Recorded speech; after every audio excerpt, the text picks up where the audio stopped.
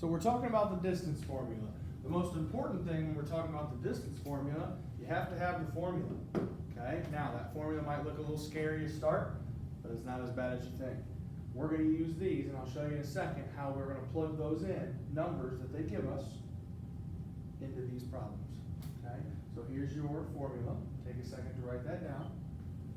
The next thing that we're gonna do is we're gonna come over here and find the coordinates of these 2 points. So let's say this is point A, and this is point B. Point A, the coordinates will be -5, +3. And our coordinates for B will be -2, -3. Now what's important here is that you understand what this x2, x1, y2, and y1 means.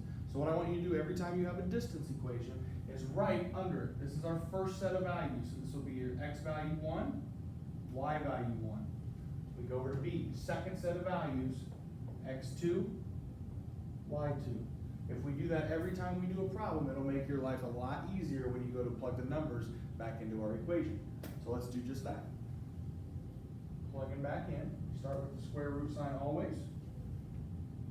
Our x2 value, x2 is -2, minus x1, which is -5. Square that. Plus sign from the middle comes down. Now we do the y's. y2, -3, minus y1, which is +3. Close it, square. Now, the only thing you'll have to do from here to get your answer, put it in the calculator. When we put that in the calculator, our distance for that equation is 6.7.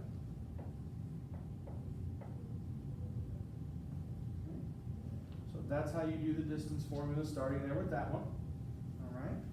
Now let's jump down here to number 2. I'm going to move my paper up a little bit. We'll keep the distance formula up there for us to look at.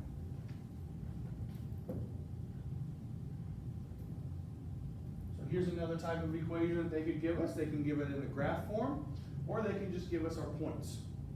Okay, so in order to do this one, let's go ahead and do what we did up there at the top. This will be x1, y1, x2, y2. Now all we have to do from there, plug it into our equation. x2 is 3, minus x1, which is -4. We're going to square that, plus sign in the middle. Okay. y2 is -1, minus y1, which is +1. We'll square that. I'll give you a second to write that one down. Okay. There's 2 ways you can do it. You can type it in your calculator and just go straight and put everything in exactly how we've written it. So this is your most important part of this equation. The rest you just let the calculator do. If you write it out right, you can just type it right in your calculator just like that, and you'll get your answer. Otherwise, you have to go in and do each set of parentheses and then square root it and add them together, and that just takes too long. So when it's all said and done, your answer would be 7.3. Okay? If you don't have a calculator at home and you have an iPhone or an Android, go to the App Store, find a calculator app. It'll help you out tremendously. All right. All I want you to do now is do number 3 on a separate sheet of paper. Take a picture of that paper when you're done, and you can submit it for this assignment.